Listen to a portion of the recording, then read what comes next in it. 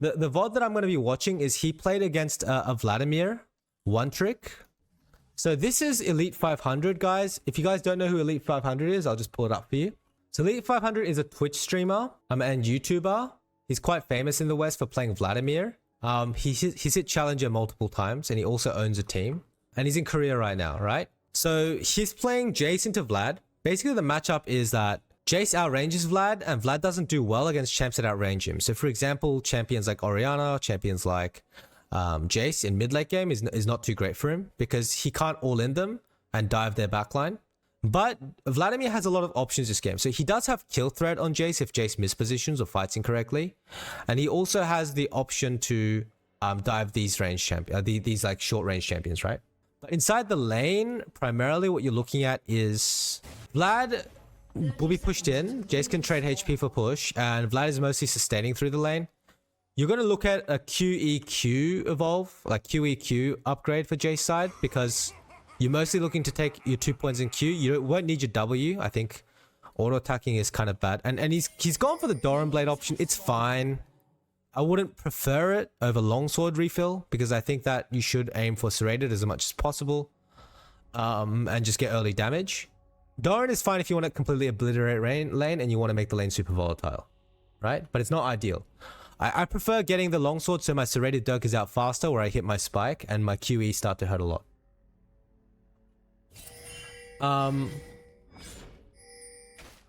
So we see this level 1 thing happen. Nice little first blood for Elise. And Jayce is second to the lane. Vladimir mostly wants to keep the wave to his side because he's scaling in this matchup. Where Vladimir starts to get scary is with like Ghost, Pronabelt, and ulti. Right? But as the AD champion side, generally speaking, itemization is important and understanding your trade patterns with Jayce is super important too. I think phase rush is fine. You don't really need conk because you're not sitting there and fighting him.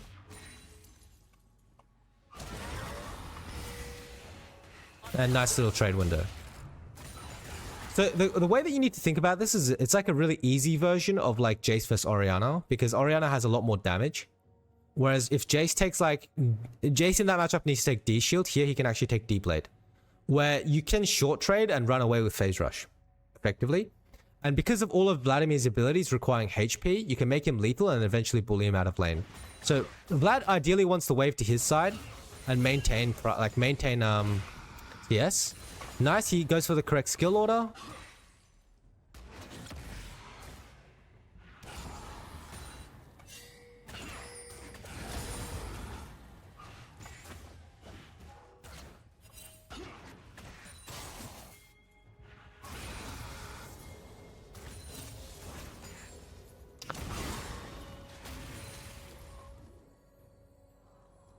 So, when you play Jayce Ezreal, when you play Jayce Vladimir, you don't want to play into Vladimir E, because Vladimir can W your Q, and then press E and win the trade.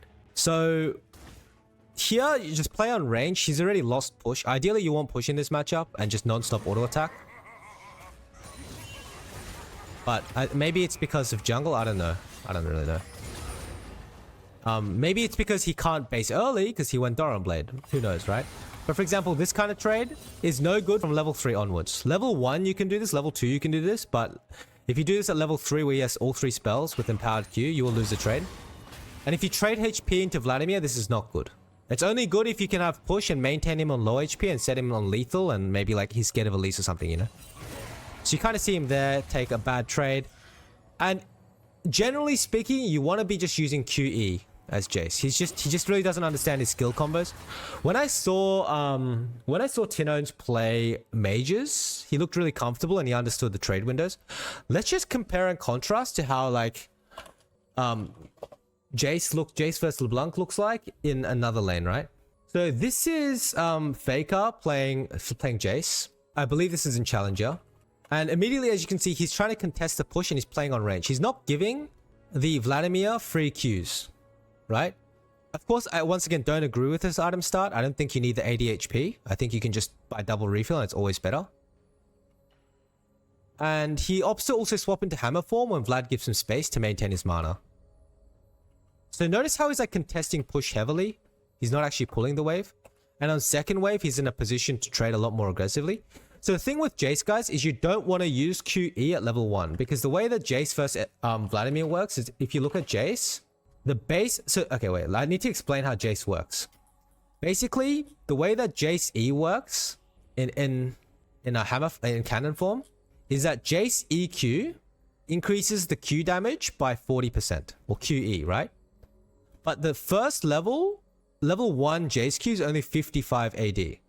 So if you QE, you only do 77 AD damage, which is 22 more damage for a combined mana cost of 55 plus 50. So for 105 mana, you do basically an auto attack and a half. So at level 1, you don't want to use your Q like this. And this is also why you take 2 points in Q always. So see how you see double the damage, literally double the damage, 55 additional damage plus, because it's 40% extra damage, it ends up being 44 extra damage. From level 3, when you have 2 points in Q and 1 point in E, you want to start using your QE combo. So that's essentially how you want to play the matchup and just like maintain push and just play around your QE at level 3. At level 2, it's more so queuing without the E, playing around range, playing on range and making sure you have push.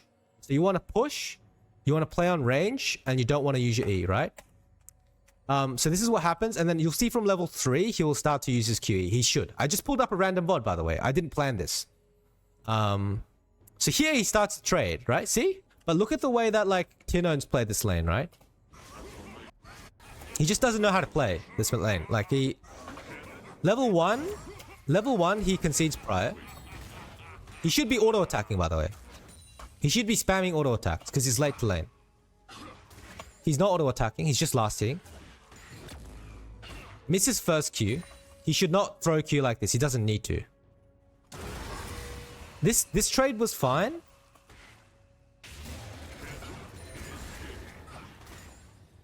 But mostly just like last hitting, and then Elite 500 gets level 2 first, right? Or same time, which should never happen. And then he just the wave is in the middle. It just looks completely different, right? And then at level 3, this is when he should play on QE combo, right? But he uses QE at level 2. You see this? This is illegal. Do you see this? He's a real elite. This is... No good Jayce player in the world does this. No good Jayce player is using 100 mana to do 70 damage. No one. So now he has mana problems, right? So now what happens is at level 3... Level 3 catches the wave. And then he trades into a Vlad with W. And Vlad W cancels Jayce Q. So the way that... Yeah, I mean, I think no one really knows how to play this champion CBL. But basically, the way that you have to play is you need to push. So Vladimir is answering wave and he can't trade back. You need to poke him with QE at level 3 and build the wave. Does that make sense, guys? Am I making sense? Everything I'm saying? Then he just randomly gets fucked. And then he loses push. So now, if you trade HP... If Vlad trades HP even to Jayce, who's happy? Vlad, right? Because all Vlad needs to do is just sustain for free with Q. And Jayce is now going to have mana problems, has to burn Cookie early. And now he's going to look to catch this next wave and base on cannon.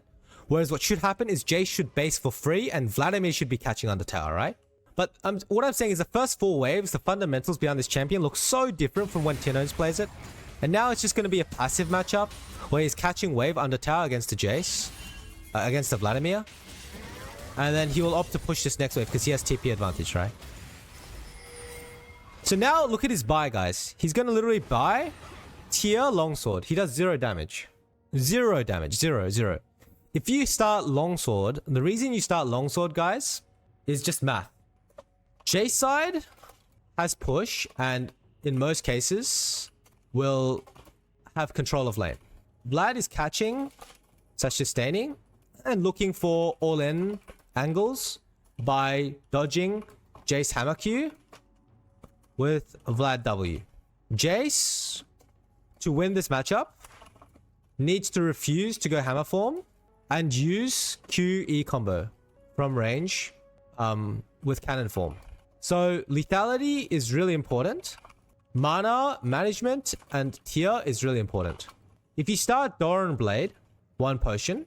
Vlad, in most cases, has Ghost. So you can TP defensively if you make a mistake anyway.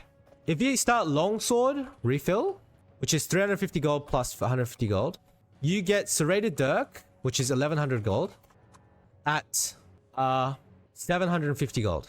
So for Tier plus Dirk, you need 1150 gold. It's just the matchup. If you feel like the argument for Doran is that you have 80 base HP plus Omnivamp, and if you can't base on 1150, then you should buy Doran. No, he can base on like second or 2.5. Truth is, I'm not 110% sure of the matchup in items. I'm 100% sure about push and trading patterns though. Okay? So like, for me, if you want Serrated Dirk plus Tier, you can buy it for 1150. If you want early Tier plus Longsword, which is about 750 gold, and Dirk isn't important, I guess you spike faster anyway. Doran is fine. But I really like Refill Potion, and I like early Dirk plus Tier if possible. I think it's possible in lane since Vlad isn't a lane bully. My opinion. For 1150 gold, you need to base like, I think, wave 7. Wave 7, 8. Which is level 8, level 5 between 4:30 and 5 minutes. That's kind of my thought process. But basically, TLDR, for me, Tinowns doesn't know the matchup. / trade. Items are whatever, but he should have push. Tinowns needs to learn to never use QE level 2. Yeah. That's just my opinion, guys. But as you can see, like, wave push is very standard. Anyway, first 3 waves for sure, bit of an issue. So here, he opts to... So Vladimir W cooldown is very high, okay? So Vladimir W is down here. Look. So what happened? Vladimir looks for a nice little trade angle here. Dodges the first Q. And I think this was a good trade. So the reason this trade was good by Tinowns is that, look, pay attention. Look at Elite. Plays on range. Beautiful. What does he do? What does he do? Chat. What did Vlad just use? Empowered Q, right? So Vlad used Empowered Q. So he knows the only trade that Vladimir can do is WE, which is fuck all damage. Because the Q, you max Q as Vlad, and Q is your main damage. So here he goes to trade. This forces Vladimir to WE. And this gives Jayce a window to trade well, because W cooldown is super long. It's 25 seconds, look. So this kind of setup is how you need to play. I really liked what he did right now. And I think that this is actually a mistake on Vlad's part. Because once he uses Empowered Q, the Vlad should actually just back off. And wait for his Q again. So that Jayce can't do this.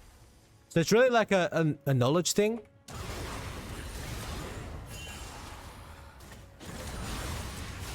Because from this position, I'm really happy as Jayce side. But important thing is to not overtrade. So here he wins the trade really hard, right?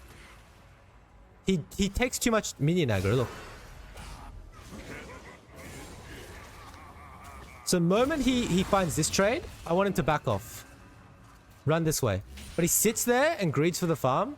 Takes a bunch of minion damage. Elite KR sees this opportunity. Into the Ghosters, uses Empower Q, and equalizes the trade. So now at level 6, so Tinowns did a really good thing. But then now at level 6, now that he fucked up like this, Vladimir is the one that's going to have lethal. So after Vladimir uses W, Jayce must trade, yes. Jayce must trade. This is his best window to trade. The problem with trading with Vladimir W up is you can't land your hammer form Q.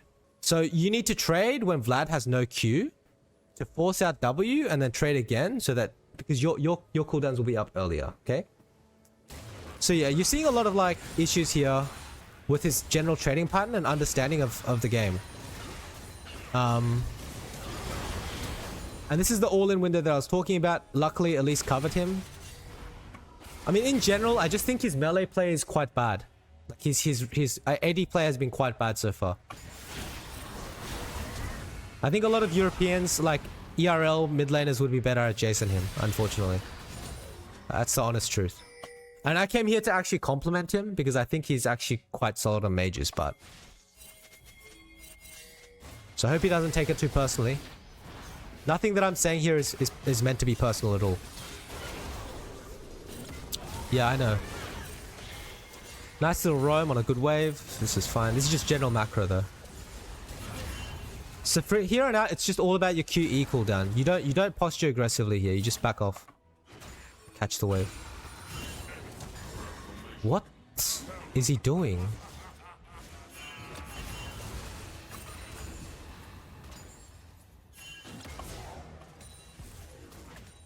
Good.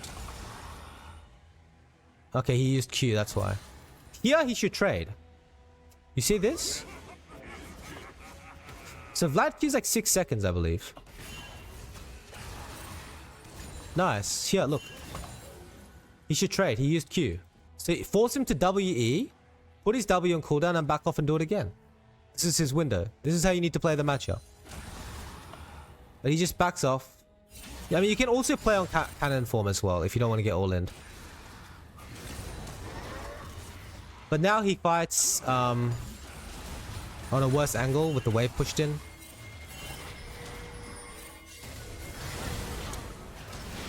And through here, I think mostly Jayce is starting to outrange and do a lot of damage, so...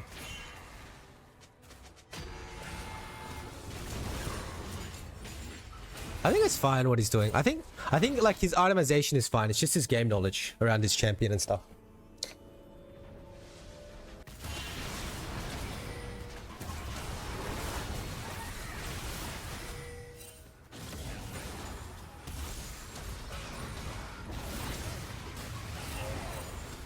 Yeah, so okay, so Jayce gets caught. I mean, this is just basic side. I don't need to skip. I mean, obviously he just knows, right? So he fell to the Blitzcrank roam. The replay is very laggy here.